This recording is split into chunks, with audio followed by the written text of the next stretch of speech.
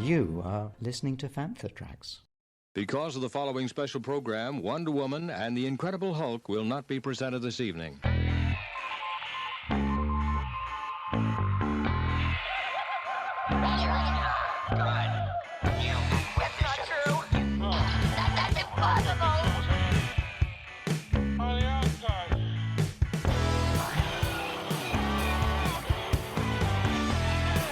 It's time to get all your Star Wars news in a single file.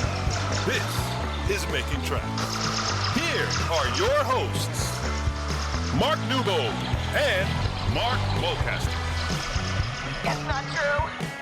That's impossible. You're listening to episode 33 of Making Tracks. I'm your co-host Mark Newbold, and joining me today is a man who is eating pancakes. Nom nom nom. Hello, mate. How you doing? You right? I'm hungry now. Very, very hungry. Well, it's almost lunchtime, so we will release you soon. Why pancakes? Why pancakes? They'll never let me out. I can't be released.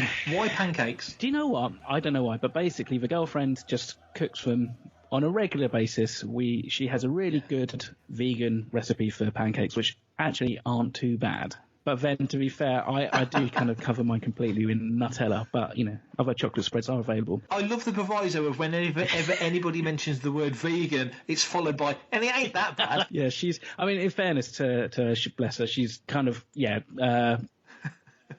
she stood right behind him. Yeah, with a carver knife. No, it's fine. No, her eldest son had to cook them for school and came back with a pretty good recipe. So that's where that started. And then since she's been plant-based for almost 2 years, it seems to be a weekend tradition because they're very easy. Chuck a load of fruit in there and it's nice. You know, you should try it. I'll send it over. Please do send it over. Send me a care package because that sounds delicious. Lots of news happening at the moment. Obviously, earlier in the week we had a prior episode out. Talked about loads of stuff in there, including Old Friends Not Forgotten, which was, again, a wonderful episode of Clone Wars. We'll talk about the next episode on episode 34, which is out on Tuesday. San Diego Comic-Con. No surprise, it's been cancelled.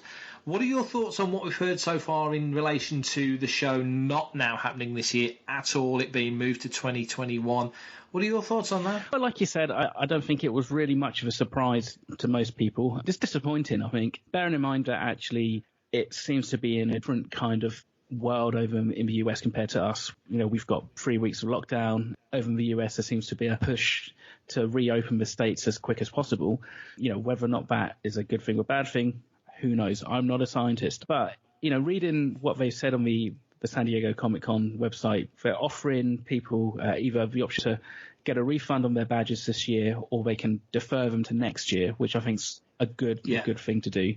And again, I think also they've been in contact with a lot of their hotels to offer something similar, either a refund on deposits or, again, possibly the option to delay their bookings until next year. But it's difficult. We all want to hope and pray that this is going to be done and dusted, you know, as soon as possible. But, you know, who knows what happens and what the actual knock-on effect will be with that and with conventions in general. Well, that's a good point. I mean, it's the biggest show, isn't it, San Diego? It's the big show. You know, it's that and London Film and Comic Con, which again is around about the same time in July, and New York Comic Con in October. You know, you've got to start looking towards that far out, and Celebration in August, of course. And I know we'll talk about that later in the episode, but. Yeah, I was surprised when San Diego didn't cancel earlier, and there was that kind of worrying moment of thinking, oh, are they gonna try and do this? You know, and again in the States it's different because it's a state-based system in that, you know, obviously different states can change the lockdown accordingly. We're already seeing sort of South Carolina and Florida opening the beaches up and things like this. So, whereas in New York, of course, they're in dire straits at the moment. So you've got to wonder how it's all going to play out. I was pleased that they did this. It's a huge thing. Like you just said, 50 years of consecutive San Diego Comic-Cons. It's a huge thing to cancel. It's not just a convention. It's more than that, isn't it? You know, it's the big event on the sort of fandom. It is, and it's not only just for the fans, but also it's a great promotional ground for upcoming films and productions. And it's very hard to market a film at Comic-Con if the talent don't necessarily want to attend. Going back to kind of the middle of March, when me and the other costume clubs were discussing MCM Birmingham, we were kind of thinking, is it going to go on? Is it not? Do we want it to go on even if it does? And will our members want to attend because of, I guess, almost the stigma at that time? The problem is with Comic-Cons, it doesn't matter how wide you make the aisles. there's always going to be these bottlenecks. There's always going to be areas where you literally are 5 or 10 people deep easily. Yeah. And I think at the time being, we've got the option. When we walk into a supermarket, we've got a certain amount of option as to which aisles to go down or, hold back from people and give people extra space. But in these environments, you kind of can't. You kind of, once you're in, you're crammed in, and that's pretty much where you are for the day or however long you're there for. A lot of things are going to change. It's very strange to envisage the sort of post situation, the new normal. What's it going to be like? Just step back to San Diego briefly. They've announced that it will take place now July 22nd to the 25th, 2021, and also the same company runs WonderCon Anaheim, which should have taken place last weekend, 10th to the 12th of April, but they've stepped that forward now to next year, 26th to the 28th of March. So Anaheim Convention Center will be hosting WonderCon next year. Hi, this is Vanessa Marshall, and you're listening to Fantha Tracks. Casting for the Cassian Andor series, the name Stellan Skarsgård has come up. Anybody who's a fan of Marvel will know him from Thor and brief appearances in some of the Avengers movies, and a British-based American actor called Kyle Soller. What are your thoughts on that? Stellan coming in is kind of cool. What do you think about these guys coming in? I think it's cool. I think they both could really just have some really interesting roles, and obviously Stellan, he's kind of, at least in the Marvel stuff, kind of played slightly a mad scientist at points. I think it was for Dark World or something, where he was he went a little bit off the rails, and that was kind of played a little bit for comedy as well. So it could be an interesting role that he takes, and I think he's very kind of versatile. So that's quite cool. And in fairness, I'm not familiar with Kyle's work unless I'm not recognise him a name or something. I'm the same. I didn't recognise him either. So obviously whatever he does is put him on the radar of the right people. And again, it all comes down to the role, doesn't it? I mean, Skarsgård's, he's done a lot of serious, heavy stuff, but he's also turned his hand to stuff like Mamma Mia and things like that, fun stuff and light-hearted stuff. So it's difficult to sort of put a finger on exactly the kind of character he would play. Yeah, exactly. And as you say, it's not confirmed. It makes it even harder to pin that down, but we can speculate, and that's quite fun in itself. I've seen a lot of people on social media getting quite sniffy about a Cassian Andor series to the degree of whoever asked for a Cassian Andor series, and it's which I just roll my eyes at. It's like a juvenile question, but if you think it through, and it's not rocket science, it's the era that Rogue One is set, and you're stepping 5 years before that. Clearly, you're going to be folding in elements like we saw in Old Friends Not Forgotten of one of the Fulcrum characters coming into it, of which Cassian was one, and just the formation of the Rebel Alliance at that time and how they built up to the position of how they could do something like Scarif and then consequently step up to doing Yavin, and just how it all comes together. You've got the options of, you're going to quite possibly see Vader and the Emperor doing their thing, and you really could stretch it right out how the Rebellion and the Rebel Alliance used members of the underworld. Okay, you're not going to see Han Solo, but because he's kind of already peripherally involved off the events of Solo, which was before this. But there's lots of things that can fold into it being way beyond just following Cassian. Cassian is the focal point of it, the fulcrum, inverted commas, the focal point of it. But he's not the only, he's not the only character that you're looking at. So I think there's some fantastic scope for storytelling in this series. This is the series I'm most excited about, even more than Kenobi. Yeah, I can't wait to see. Yeah, no, I think the same. I think I'm looking forward to this one, to seeing where they could go, because I think potentially with at least from my perspective, the Kenobi one at least needs to start and end possibly on Tatooine. What happens in between? Yeah, it's up for a debate, I guess, and that's for another time. Yeah. But with Cassian, in theory, it's the Star Wars canvas, but actually, the details and where we go, it's wide open. This could be quite a dark, but I mean, kind of like a serious kind of like show. If they're talking about it being like a spy thriller, we're going to have K2. Yeah. So there's going to be some kind of like comic humour there. It could be in a similar tone to like Catalyst, for all we know. So I'm not a huge fan of when somebody says we never asked for this and we don't need that. A lot of people said that about Solo, and I think a lot of people were wrong about that as well. Yes. And to be fair, we when it comes to like movies and stuff like that, we don't need any of them. Nobody said back in 1976 we need a Star Wars. Hi, this is Dave Chapman, and you're listening to Fantha Tracks. Mandalorian Chapter 6, The Prisoner. It came out on Disney Plus in the States last year. It's just rolled out here in the UK.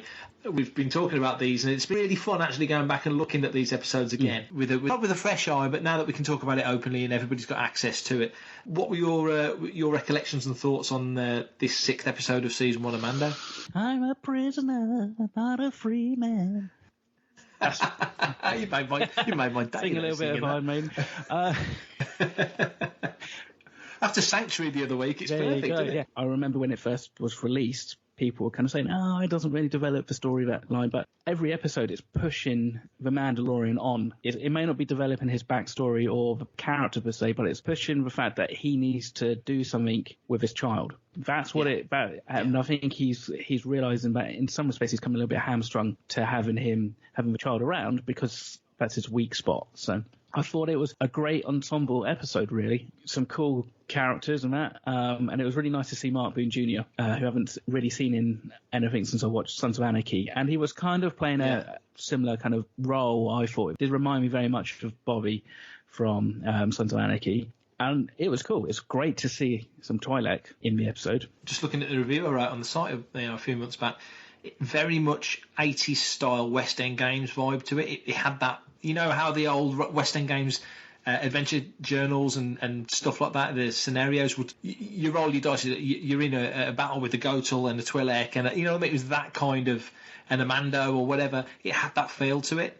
And as you say, you know, the Mandalorian himself is kind of in a quandary now with the child. He knows he can't leave him like he wanted to in the prior episode, and you know he's a bit more relaxed with him in the episode on Tatooine, and now he's in this situation on the space station, taking the job because obviously you know he's still got to work and do the things that he does.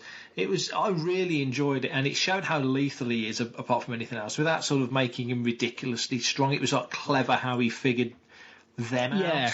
You know, he knew they were going to stab him in the back, you know, and as soon as they started to, the switch was flicked and he was all business. Because it was interesting when you kind of watch how he takes down those kind of security droids once they hit the prisoner ship. I thought the action and his fighting was really a bit clunky and a little bit, you know, like he telegraphed kind of stuff a little bit. Yeah.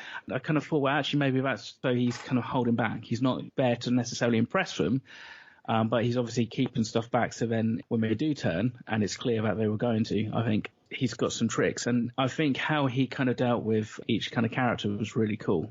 Probably my least favourite of the episodes, I think, but that's only because we have to have one episode that is the least favourite. But it was no stretch of imagination a bad episode. It was fun and unique. I thought it was really well shot, and it was quite fun. It kind of did remind me of like what they did in Star Trek and Stargate in the 90s, where you've kind of got a corridor and you kind of repurpose it 3 or 4 different times, and it, you know, a ship that looks bigger. Because what I did find was I was struggling to really quite understand the geography of the ship. You don't really get a sense of where you are other than it's just these corridors, which I guess was intentional. I love the fact that it was on a ship as well. Yeah. A prison ship, you know, that was a cool move. And that's kind of a sci-fi staple. I know Star Wars isn't sci-fi, but it's kind of a sci-fi staple in, you know, you think you're on a, you know, land-based prison thing and you're out at sea. I mean, they did that in Civil War, didn't they? Or space station floating through space and you don't know it. You know, they did that in Voyager. So, you know, they've done this sort of thing before. So that was cool. And I did like, you know, having that kind of group of characters was a bit like, you kind of imagine how Zucker's Fall on IG-88, Dengar Boss, Boba Fett would work together. They would bicker. You know, they're all in terms of skills and experience, they are kind of fairly on a par. You know, some are going to have the edge on others. Some would clearly be better at certain jobs than others. But they're all there or thereabouts because they're the names that you know. So clearly in their profession, they're galactically well known. There is 2 moments of cameos in this episode. One where you see Matt Lanter very briefly in a live action role, which I thought was really cool. Yeah. I like that, and it's a shame he didn't last longer because I like Matt Lanter. We've seen a lot of him in the Clone Wars now. Exactly, but in fairness, first time I watched that, I didn't even realise it was Matt Lanter. I just brought it for what it was, which if you're going to do a cameo sometimes is a way to be. If you're either going to telegraph it like they did right at the end. You've alluded to the cameos at the end. 2 of the 3 people not so well known. One of the 3 people couldn't be better known. What did you think of that scene? It was a little bit on my nose, and it kind of, the second time round I saw it, it didn't offend me as much as it did the first time, and it was great seeing Dave Filoni on screen. Won't take that away from him whatsoever. But I don't know, it didn't really feel like an X-Wing pilot. There's just something about it just didn't quite land for me. think it was Anaheim when they did that Yes. thing where you could get in the cockpit and you could fly that shit. And I've seen the footage of me and Matt Booker did it right near the end. And then the last guy to do it after we did it, because we thought we'd missed it, was Filoni. And we saw the footage of Filoni in the X-Wing flying the goofy little app thing that we all did that was so much fun. And then I see this. Well, I'll read the quote from my review on the site. It'll be in the show links. One thing Lucas did so brilliantly at the start of the whole Star Wars saga was cast largely unknown actors in the lead roles, supporting them with stage and screen stalwarts to give the proceedings the gravitas it requires. And for the most part, that casting process has followed through the years. When there have been celebrity cameos, they're behind helmets. You wouldn't know Daniel Craig was in The Force Awakens or Ed Sheeran is in The Rise of Skywalker if no one told you about it. To have 3 cameos with their faces to camera, one of which is just about as famous in the Star Wars world as you can get, pulls you out of the story and is a frustratingly self-indulgent moment. George Lucas and his blink and you'll miss it blue-faced Revenge of the Sith Easter egg is one thing. This is entirely different. So it bugged me that I'm watching this great episode that's totally pulled me into it, and then all of a sudden I'm like, that's Dave Filoni. You know what I mean? He's too recognisable. Yeah. They might as well have had Oprah or Ellen DeGeneres turned up in the episode. You just go, that's Ellen. You know, in the Star Wars world, it was just what you said it on the nose. It was way too on the nose, and it's a great scene as well. So if you'd heard his voice, you'd go, oh, of course, Dave's voice. Yeah. You know, we know he voices Chopper. We know he voices Bo Keevil. He's had little bits here and there all the way through it, but this was just too much for me. It broke the reality of the reality. Yeah. You know what I'm saying? Yeah, it was just too much. I mean, in fairness, I watched the episode first time with a girlfriend sat there, and she didn't know who. I mean, she knows who Dave Filoni is, but she didn't know it was Dave Filoni. Obviously, we know him because we met him, and we've seen him on countless panels and web videos and stuff. So I suppose we are super close to the minutiae of his episodes anyway. And I suppose you take a step back, you just kind of go, oh, there's just 3 X-Wing pilots. But the thing was, for me, I think also they were wearing kind of the more Rogue One era X-Wing pilot costumes, which is slightly different in terms of the material that the flight suits are made out of, which is not a big deal because, to be fair, they could be after 5 or 6 years since Return of Jedi. But it just didn't feel like the flight suits fitted very well, and flight suits always tend to fit. So, I mean, again, that's me being really, really picky. But hey, you know, to be honest, you know, we had Jon Favreau do the voice of one of the Mandos in Chapter 3. You know, fair play to him. And let's be honest, you know, if we were in that position, I think we would. True. And this is not a dig on Dave Filoni. I love everything he's done, and he's a top bloke. I've shared a drink with him, and he's a lovely guy. So it's not a knock at Dave. It really isn't. But it just for me, that choice of cameo in that moment was too. You mentioned Favreau doing the voice of Paz Vizsla. It's like we know that's Favreau, and he was pre-Vizsla, and there's the history there, and we understand that. And Rio obviously in Solo. That's one thing. And if he's an actor, so if he turned up, that's fine. But this was just a bit too. I love this episode, by the way. I really enjoyed it. I liked the vibe of it. It was, as I said, very West End Gamesy, and that was my big thing back in the sort of 80s and 90s. So it took me back in a really cool way. So I really did enjoy. I mean, I think partly it's because it was Dave Filoni and it was Rick Famuyiwa. Is that how he pronounces his name? I think so. And and Deborah Chow, who's going to become more famous. Isn't and she? You know, so they've directed the episodes and they're written. So you know that's cool. So having all 3 of them in one go was fine. I think maybe what it was partly is because 9 times out of 10 when you're in an X-Wing, the camera's just straight on. There's nowhere for them to go. No. So it's kind of like that's a good point. It is just like square bang on. Oh look, it's Dave Filoni. But hey, at least he was wearing a proper X-Wing helmet and not a cowboy hat. That would have been. Well, you know, in the original Star Wars Death Star run in the novel, there was a character called Texas Dave. There you go. Yeah. You know, it could have been done. Now, last episode, we spoke to Lee Towersey in the last episode. We had a really good chat about what he's been up to. We had more time with Lee than we ever thought we would. Here's part 2 of our chat with Lee Towersey. It's been a long time, I think, since I've visited your workshop. And actually, as I can see, there's loads of different droids. There's R5s and Astromechs, and is there BB-8 behind you? Yeah. How's that going? Well, I started that a couple of years ago, Mark, and it's not got much further actually. It was hidden away, and it is now out because it's going to be nagging me now every time I look at it to finish it. So it's a 3D printed build. It's something I will get round to finishing, but it's a massive job. So I've actually overtaken that now with Dio. I'm doing a Dio build. That's a nice little droid to build, something to quite a quick one. So I've finished printing that as a 3D printed droid, and I'm just working on the electronics at the moment. I'm waiting for parts to be shipped. That's the most difficult thing at the moment, is getting stuff delivered.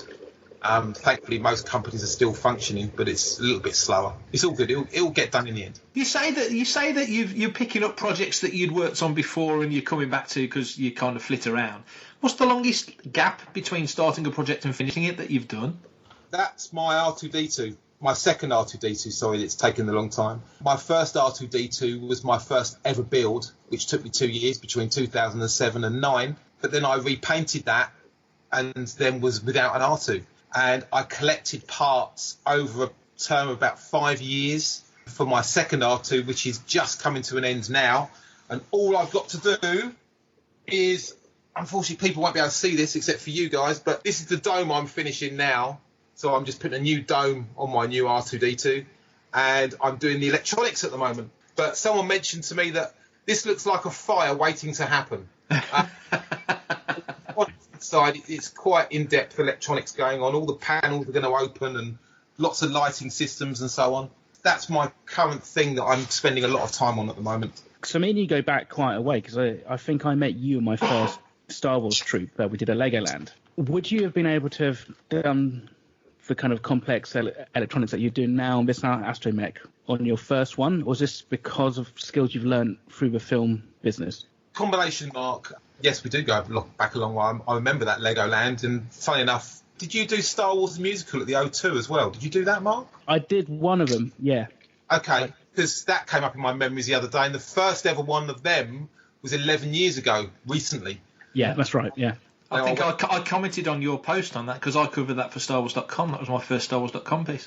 That's right. Yes, I did see that comment. Yeah, so and I went backstage with Anthony, and little did we know, years later, we were working together. No, with my first build, my electronic knowledge was very basic. And certainly over the years, I've learnt more from not just the film industry, but the talented builders as well within the R2 builders fraternity. The forums are very active, especially the worldwide forum, which is astromech.net. And historically, it's quite nice that you can look back at how systems have developed. And some of the R2 builders now supply kits, which is what's inside this R2 dome that I've just shown you. It's an off-the-shelf kit that you buy all the equipment and then wire it up yourself. You still have to learn electronics and a bit of soldering and stuff like that. But thanks to the skills of other people that they share with us builders, then that helps you as well. So, yeah, I've learnt more, but also the quality of the products that you can put in your droids has improved over the years as well. Does it vary from country to country in terms of different countries have different levels of voltage and stuff like that? Does that ever have an effect on the builds that you do and the plans that get shared? Not really, no. The only difference here in the UK are the radio systems that we use. There's a lot of fancy radio systems that people use on their astromechs, which you can hide the remote control in your pocket and things like that. But unfortunately, on like a film set, they're not very stable. So I always insist on proper off-the-shelf radio-controlled equipment that you can buy for remote control planes and so on. So that's probably the only difference, really, Mark. Most of the other builds, if you were to go anywhere in the world as an R2 builder, you'd peer inside and you'd know their setup and what they've used. There's different approaches, but we all use the same options all around the world. For an astromech build, if you're starting from scratch and you've got every available technique and technology to hand that you can put together, what's the dream? What's the ultimate level of astromech that you would want to get to? Let's say R2. If you could have him, you see him in the original trilogy. Okay, I'm not expecting you to tell me he's going to fly like he does in Attack of the Clones, but in Jedi he's got all sorts of different things. Empire's got the periscope. What level of durability would you dream to get to? Obviously 323 and all that sort of stuff. With the legs. How far do you think it can go? I think the 323 is the ultimate. That's the thing that every R2 builder wants to achieve, that are engineering minded. But even the best 323 systems, they're still not very stable. When you see an R2-D2 that's on wheels, because it's still got to be on wheels, because it's a remote control droid, once it's in two-legged mode, you won't see the operator very far away from their R2. They'll be there ready to catch it if it falls over. That is probably the ultimate thing, But again, you know, I'm spoilt a little bit now because of the film industry. If we want R2 to perform a certain task, we just go and build another R2 to do that task, or add the attachment just so we can get the shot, and then we take the attachment out again. So even within the R2 Builders Club, they probably are more functional, better droids than we use in the films, because they have all the gadgets, all singing, all dancing, doors opening and periscopes coming out and so on, because they don't have one R2 that does the periscope, another R2 that does the data arm. They don't need that, so they build it into one droid. So that's always more impressive. But going back to the film R2s, we did make a new R2 for Rise of Skywalker. And the reason for that was that we were going to shoot a scene lifting R2 into the back of Poe's X-Wing, because the Astromechs we have, the R2s we have, are full aluminium. So they're a bit heavy, to say the least. And when the small person's inside the two-legged version, it's a real heavy thing to shift. Yeah. They have to be really strong to do it. You know, Jimmy V, he was a little powerhouse, and so is Hassan. You know, Hassan's very strong. Luckily, he can shift it as well. But what we did for the R2 that was going to be lifted into the back of Poe's X-Wing, we made a full fiberglass version, which was very lightweight, a lot safer, a lot easier for a crane to lift it up.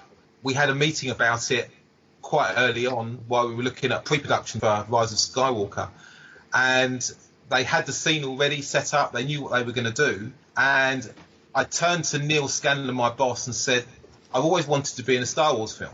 And he just looked at me and he says, well, you should be loading R2-D2 into the back of the X-Wing. Well, that's what I was suggesting, so thankfully he finished the sentence for me. So it had to go through production. I had to be cleared by production. They sorted me out a costume. We built the R2-D2. I worked with special effects, and they set up a crane attachment where we had a wire going through the top of R2's head, so we could lock in a really strong wire to lift R2 into the back of the X-Wing. And we also looked back at New Hope just before R2 goes into the trench run. I think you see him loaded in then. You see a hose attachment, like a vacuum thing, go onto R2's dome. So we even went to the lengths of replicating that. Props got involved, and they built like a vacuum hose to hide the cable that goes through R2. We were filming a lot of the Rebel stuff when we were outside, when the Falcon lands and Poe goes off to battle in his X-Wing. And we were filming there for about 3 weeks. And one of those weeks, I spent the whole week in costume waiting for my moment. At the start of each day, we get what's called the sides, which is all the list of the scenes we're going to shoot, some of the dialogue and who's needed and so on. So every morning I looked at the sides, and at the end of each day it would say, if time allows, R2 loading into X-Wing. Well, sadly, that time never came. Oh, no. Oh, no. Time never allowed. So there was me, and I didn't wear my glasses either. I had to not wear glasses because we don't have glasses in Star Wars, not very often anyway. So I never got my glory, unfortunately. There was me prancing around on set. I was still working. I was still looking after droids. I wasn't just waiting for my moment. It wasn't just about. But no, I was walking around in set in the full costume, and my moment never came, unfortunately. Hopefully, though, somebody somewhere took a photo of you in costume, because they tend to do that. So there's got to be a picture out there somewhere. Oh, yeah, hopefully that happened. But, you know, it was interesting as well. It was a shame. I've always wanted to be in a Star Wars film, but because I was fortunately working, I did think, will it have to be R2? I would like it to be R2 related, especially in this final one in the trilogy. It would be quite a nice way of finishing it. So I wasn't too bothered, but it's fascinating. It goes on all the time, but then I'm personally involved in all the work that goes into an element that's going to be in a film and doesn't even get shot on. It's not as though it just made the cutting room floor. It didn't even get shot. That does happen now and again, unfortunately. It obviously didn't need to be shot. It didn't need to be in the film. We know R2's in the back of Poe's X-Wing, and that was all that was needed. JJ was happy with that. So, that was that. But as it happens, I did get in costume, and I'm on the extras on the DVD for Rise of Skywalker. Are you in the Legacy of Skywalker? I am. So Paul Shabester that I mentioned earlier on that built these mouse droids very quickly, he built a droid which was phenomenal. It had Tom Wilton in it, and he was on stilts, and it was like a humanoid forklift, if you like, with a puppeteered droid on the top.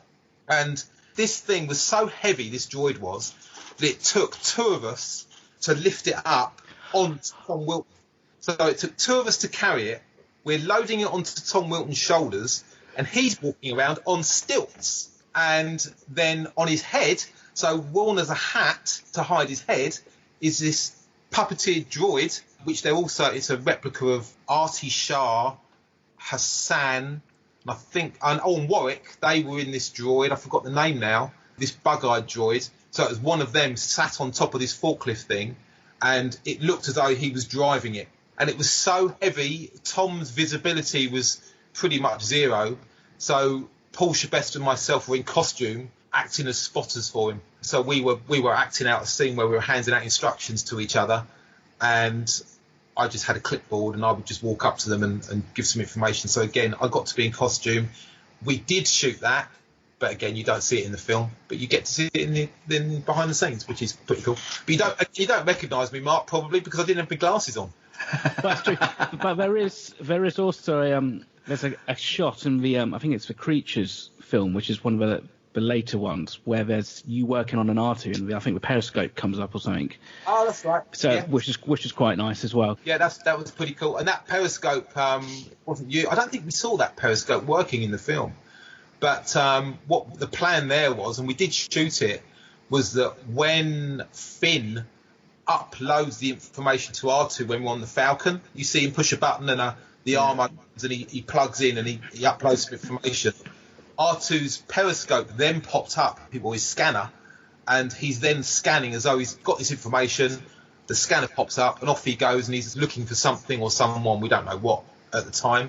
Through a lot of the shots we filmed, that scanner was up all the time, so obviously scanning, and he was walking around. Even when he rebooted 3PO, he was going to have the scanner up as well, but we shot it with the scanner up and with the scanner down, so then JJ could decide which element he used. But again, that was just an R2 dome with a scanner built in, so if they wanted the scanner head went on, so we could use that function. But then when it wasn't needed, I was swapping the head round. Your big takeaway from these 5 movies and 6 years of being involved, and there's more to come, obviously, which obviously we can't talk about, but it feels like the end of a chapter, which of course it is. The Skywalker Saga's done. What's your big takeaway from this sort of 6 years period of your life? What a question. I keep saying it, but it's just how fortunate I've been, Mark. I'm so grateful for this position I'm in. The industry found me rather than me finding the industry. There's a lot of people there that, it is their chosen career, and they're just as big Star Wars fans, most of them are, as I am. They use me as the Star Wars fan that's become an employee. Well, we're all Star Wars fans that have become employees. The only difference for me being is that it came to me rather than, me looking for the industry. So I'm just forever grateful for what's happened. I love the industry. It's not for everyone, but I really do like the industry, and I've made some great friends from it as well. And as far as Star Wars is concerned, I just think it's a great legacy to continue with, and hopefully I'll stay with it. I just hope to stay working for Lucasfilm, working at Pinewood or wherever it may take me. But I'm so passionate about Star Wars. I have had a week or two working on other productions, and it's not for me.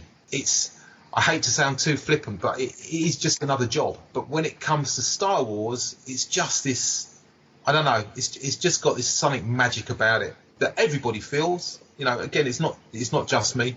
It's just such a great legacy to continue with. Yeah, some films are better than others. We have no control over that. But equally, they're all as enjoyable to work on as the other film, however good or bad a film is. And you don't know how good or bad a film's going to be until you sit down in that cinema with everybody else and you see the finished product. But yeah, forever grateful for the journey I've been on, and hopefully it will continue.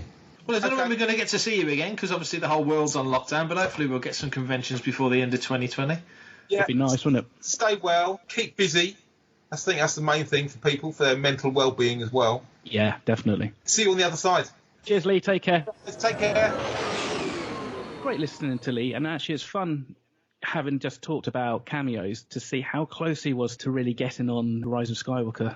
That must be. I mean, he's been on the set and he's worked on all those things, and so he's had an experience none of us, or so few of us, will ever get and can never get, because they're wrapped up and done. But yeah, to be in the outfit like that and to not actually get, not even to. I mean, if it'd been filmed and cut, at least he can think, well, there's footage of it somewhere. But it never even got filmed, did it? As he says, and quite humbly so. It's just what happens in film and film productions, and you can just tell just by listening to him how gratefully he is for the opportunity he's had. So fair play to him. This is Steve Bloom, voice of Zebralios, and you're listening to Fantha Tracks. Caravast.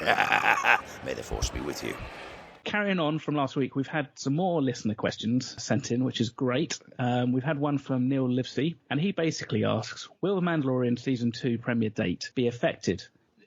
From what I understand, the filming of it is finished, so they've finished shooting it, so that should all be there and safe, and presumably, ILM and the associated effects teams and companies should have, well, if not even already started on it, should be able to do stuff on it. I mean, there was a tweet, we put it on the site earlier, from a Lucasfilm animation guy who said, despite COVID, we're all still working. Well, that's the animation team, but I don't know whether that speaks for ILM, but I don't know. I mean, it's due October. My head tells me Disney Plus, a huge amount of people, 50 million subscribers now. It ebbs and flows, obviously, but 50 million subscribers to Disney Plus, way ahead of where they thought they'd be. So a huge amount of those people would have come in early doors because of The Mandalorian. And then when Episode 8 came out, a lot of people unsubscribed because that's the only reason they were there. But Disney's a bigger family than just Star Wars, so other people came on and it went on from there. They know that for them to survive in that streaming market with new platforms coming on all the time, they've got to have original content. So I would imagine, whilst Disney at the moment are consolidating and they're not pushing certain things, what we keep hearing about the Star Wars Hotel, Galactic Cruise, Star Cruiser might not be happening now because of the funding and all this stuff, so there's rumours there about that. What they have got in the can, or what's near to completion, they've got to put a focus on. So Mandalorian Season 2, my head tells me, for Disney Plus's sake, and a lot of eggs in that basket now, if that doesn't arrive in October, there's going to be problems, shareholder problems, and just public profile problems. So my head tells me that they're going to put every resource they possibly can into making it happen. I don't think the premiere date will be affected. Not significantly. If it was supposed to come out on the 3rd of October, it might come out on the 24th of October or something. You know what I mean? There might be that sort of change. But my head tells me that they'll put everything they can into making it happen. What do you think? Well, from a practical standpoint of view, the shows that either I'm meant to be working on or are being produced around me are still in post-production. The post-production side, to a degree, can still happen. And I'll tell you why. One thing is, and it all obviously depends upon Disney and Lucasfilm's kind of policy on working at home and the security of footage and stuff like that. But you can quite easily edit a TV show from at home. That's not within the realms of impossibility. There's quite a few different ways of sharing screens and doing remote color grading and stuff like that, where you can actually do that these days, which is great. For a lot of the time, when you're mixing a show, you tend to maybe only have one dubbing mixer work in isolation. Conversely, when I'm color grading, I'm generally by myself for a lot of it. Then the client comes in and then, we have to collaborate. But a lot of that can now be done remotely. So it will probably come down to the actual heavy lifting of the VFX, which might need to be done by loads of rotoscopers and how they're set up. But I think it's quite feasible that they could kind of maintain a fairly, robust post-production pipeline. As things develop, we're going to find that social distancing and, will be eased, and then some people will be able to go back to work a little bit quicker. Yeah. So I think, like you're right. I think that Disney right now is really screaming out for new original content that they can really kind of hang the next year's subscriptions on. Some of the Marvel stuff has been delayed, so that's obviously an issue. And obviously we've seen delays in the Kenobi pre-productions being pushed back. And maybe this again is me because I'm only focusing on Star Wars and to a little bit Marvel, but they don't seem to have a huge amount of other content coming that is at least appeals to the likes of people like me and you. It's almost the access to the existing libraries, the attraction. Pretty much. That seems to be it. And I'm happily working my way through the Gummy Bears back catalogue, which is great. Reliving my youth. But that's only, I can only do it so far. Now, obviously, there is a documentary series coming in May, and one of those episodes is about Mandalorian. isn't it? That's from, was it May 12th, I think? May 4th. Is it May the 4th? Of course. Same day as May the 4th, the same day as the finale of Right, Clone there Wars. you go. So there's new productions going, and I'm sure there's probably loads of people who have said, how can you say there's nothing on Disney Plus? You haven't watched High School Musical and all that stuff. But I suppose it's because I'm looking at it from the kind of shows that I watch. And to be fair, right now, unfortunately, when me and the girlfriend discuss what we're going to watch, we reach for the Netflix button. We don't press the Disney Plus button unless I know there's Star Wars content that I need to watch. I think we both think they'll try and steer us close to that premiere date. I think so. I think they will get close. And, I think also everybody's going to allow and accept that if things need to be pushed back a little bit, that's fine. Like you said, end of October is not the end of the world. I mean, they haven't set a firm, hard, fast date as such. And it might be if they do delay it, they go, right, okay, well, here you go, here's episodes 1 and 2. Most important is maintaining a regular release pattern. So if that means you have to push the whole series back by 3 or 4 weeks, that's better than having episode 1 and 2 out, and then you've got a 2-week gap, and then episode 3 and 4. We did actually have 2 questions from Neil. Yes. Second part, and it's a 2-part question, isn't it? There's a question from Neil, and there's a question from Greg McLaughlin. So, will Celebration, this is Neil, and will Celebration Anaheim go ahead? If not, will tickets be honoured for the next one, or will we have to try and get them again? And then you've got the second question from Greg there. If they did have to cancel the date, is it logically better to move to the spring and salvage, or just cancel it altogether and have it in August 2021? It's a tricky one. I mean, we talked about it earlier. San Diego's cancelled. They've completely wiped out 2020, so they're just doing it again next year, just reset and start again. And like we mentioned on previous episodes, Glastonbury's done it, Wimbledon's done it. A lot of big events are just sort of going, we're just going to have to leave this one out. We're just going to have to leave it. So, will Anaheim go ahead? Yes, I think Anaheim will go ahead. Will tickets be honoured for the next one, or will we have to try and get them again? Neil Livesey, Star Wars Fan Fun Day. Neil's got an event he was usually putting on in early May. Now he's set it back to later May. Now he's had to postpone it, and it's going to happen later in the year at some point. It's a big charity event, so the event's going to happen. Date pending. And Neil will have had the similar problems himself with this scenario that Reed are doing on obviously an exponentially bigger level. It's like, well, what do we do? Do we honour the tickets for 2021 Celebration?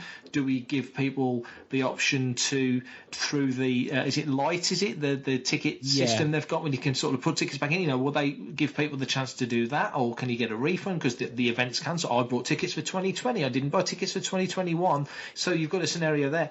Is it better to move it to the spring? So my head's thinking, right, okay, we're not doing it in August 2020. I'd be amazed if it happened. Happy if it did, if everything's safe, but surprised if it did. I'm waiting for the cancellation, to be announced. Really am. Is it better to move it to spring, sort of Easter time next year, or just literally go, let's just step it back 12 months and do it August 2021? Question is, if you don't do it in Anaheim loses out, and it's worth a lot of money to Anaheim, and of course they want Celebration to come to town, because increasingly as the years go by it becomes a bigger deal for a city to host an event like a Celebration. My other thought is, nothing's been announced, I don't know about you, but I've heard nothing on the grapevine, but my head tells me it's 5 years since Celebration was last in London, so surely you're thinking 2021. Yeah, exactly. Maybe it's going to come back. There's an anniversary every year. It's got to be the anniversary of something. And, this year's the 5th anniversary of Force Awakens. I remember celebrating the 5th anniversary of Star Wars. It's like the double bill and all things that happened then. So, so there's always a celebration to pin it onto and to hang it onto. But if you do it in Anaheim in 12 months' time, does that mean London gets it in 2022, or does London miss out because Orlando hasn't had it for 5 years by that point? You know where I'm going with that? Totally. I mean, we haven't had, you said, a Celebration Europe really for, it'd be like you said, 5 or 6 years. And I think if it was ping-ponging between Orlando and Anaheim, then it's okay. But obviously you had Chicago last year. That's right. I guess to answer the first part of the question, ultimately, Celebration really is a promotional tool for Lucasfilm and Disney to announce the new slate of Star Wars productions coming up and promote what is just about to be released. So they can obviously promote The Mandalorian Season 2, and I'm sure they probably would do quite heavily. But obviously we know how these things, the marketing conversation and the social media kind of like news coverage needs to be continual, whether or not actually by delaying it later this year, they miss the boat on some big announcements and they have to just make those announcements earlier. from a ticket perspective, I think kind of maybe need to give the option of both. In an ideal world, I think you've got to say you can either come to Celebration in November, or you've got the option to use your tickets in 2021. I would imagine most people, especially probably most stateside people, would want to go to Celebration this year. If you can't, then you've got the option to go next year. But then at least that kind of maybe gives everybody the option, because I think, and I guess it comes down to the insurance Reed has in place for events, and also what kind of stipulations the convention centre has about cancelling kind of conventions, and how much could that potentially have a knock-on effect for Reed. I mean, Reed also owns MCM Comic Con, so they've had to cancel MCM Birmingham in March. That's been pushed back to June. That's not looking likely to happen because they've now built a massive hospital at the NEC. Plus, we've got MCM London. That's not likely to happen again because they've got a massive hospital being built there. And it's even not looking very likely for October. So then suddenly it's like, what happened? That's 3 or 4 massive events that Reed would normally put on that they don't. And how's that going to affect, what they can put on, like, for the next year? Like you say, it's such a multifaceted That's a nightmare. question.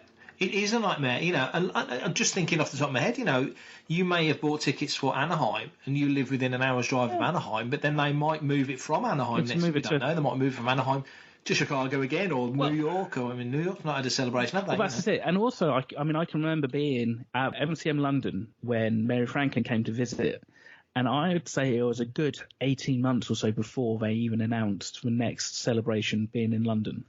So that convention centre may not be available.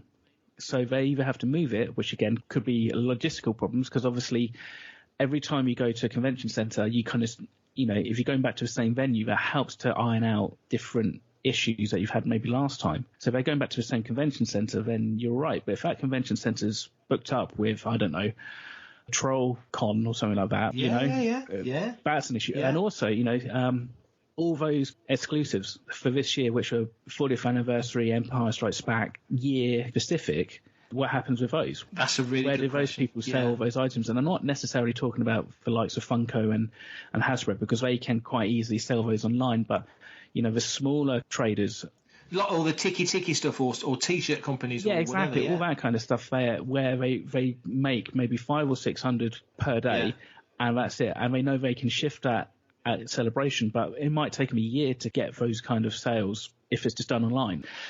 But like you said, there's lots of different kind of issues with this. And also, again, I suppose, and you'll have a better idea than I do, is how close to the date do you need to confirm some of these signees and like panel guests and stuff like that? On the last episode of the show, or prior episode 31, we spoke to Mark Van Olen in the second part of the chat with Mark, and in that talk, talking about tops, he said, we're still treating it as if Celebration's happening. We've already got a lot of guests lined up, but I mean, you are at that point now. We're only 4 months away. Contracts are being signed, flights are being organised. How can you organise flights right now? Nothing's flying. So there's all these elements. Stage hosts are being sorted out, and I mean, like for me, I'll give you a brief example. I did the podcast stage last time. I'm on the understanding I'm doing it again. Nothing set in stone. Last time I had about 5 months to organise it, but you still got to do it. You still got to give people all the lead time. They need to know all the logistics. That's just talking about our stage, all the things that needed to be done. It's a job that needs to be done right if you're going to do it at all. And that's just one tiny element of this massive thing. So you're absolutely right. There's all the guests you've got to organise. Are they going to want to fly? Are they able to fly? Can they sort of fly? We talked a previous episode about the social distancing element, about people staying apart from each other, being physically close. If this does happen in August Celebration, a lot of those guests might just go, it's not worth it doing. I know we make great money off it, but I'm not doing the photograph thing. So the photograph element might go out the window. Just so many things to consider. Yeah, and I suppose also one of the things is a top tier actor is going to get a nice chunk of change for attending Celebration, but then on the flip side, Official Picks and Reed will be like, well, that's great because we'll plonk them down and they can sign for Saturday, Sunday. We'll make our money back based on just solely the autographs. If that actor isn't willing to maybe necessarily do as long a stints or even sign at all, then that's an issue. And plus, because, by the very nature of the fact they are actors, and if things are starting to build up again, they may not be available. That's true. And also, I mean, going back to the photographs, if they don't do photographs for whatever reason, you would think in their head they're going to think, well, let's stick another $20 on the autographs, let's say. All of the people who are attending, we've all been in lockdown. We're earning to varying degrees. I know there's trips I was planning for this year that I now financially I can't do. And there'll be thousands of other people in the same boat. So if an actor needs to hit a certain requirement of cost, Reed and Tops and all the other companies all have their figures they have to achieve to make it worth doing. Altruism only goes so far. And then, the person at the sharp end who's handing over their dollars for an autograph suddenly goes, I can't afford that much for a so-and-so autograph. That's not achievable. People are going to drop out because I can't afford it. I just wonder whether or not there's going to be an online celebration of it this year. I wouldn't be surprised if they can manage something like that. Maybe they cancel the big thing for big news or something, or they do a Mandalorian Season 2 cast panel or something online streamed. It's clean and that. And then also actually what you can do for the back of that, if you're savvy, you can kind of then go, right, okay, well, thanks for viewing. Now click on this link and you can buy some celebration merch. We've had discussions recently about using Zoom to varying degrees, and there's ways of having Zoom conferences where certain people go into different rooms, and you can have, if they did it with the media, let's say, at a celebration, they go, right, these 10 websites or podcasts or outlets are in this room for 10 minutes with Dave Filoni, and then everyone gets to ask their questions, and it is like doing a round table at a convention, and then they go away, annotate and do what they do with it. You know what I mean? And just that sort of logic. There's got to be a way of doing something like that. But that is a completely different question, which maybe we will return to when we come back next week for episode 34 of Making Tracks. This has been episode 33. Thanks for listening as always. If you want to stay part of the action and stay up to date on all the latest Star Wars news, check out the Fantha Tracks app via the App Store on your mobile device. You can reach out to us via email at radio@fanthatracks.com. That's to send us listeners' questions, tell us you love us. We love getting emails like that. Tell us if we've said something wrong. We don't mind. It's usually me. It's often you, but not always you. Comment, like and share on any of our social media feeds at Fantha Tracks. Be sure to subscribe, leave a review. Rather it be a 5-star review, but do what you got to do on Apple Podcasts, Google Podcasts, Spotify, or your podcatcher or smart speaker of choice. Thank you as always, Mark. I think we've talked about a lot of stuff today. We've got through a lot of topics. It's been good fun, my friend. Hope that we can do this again soon. We will, and I'm looking forward to getting my pancakes. They're in the post.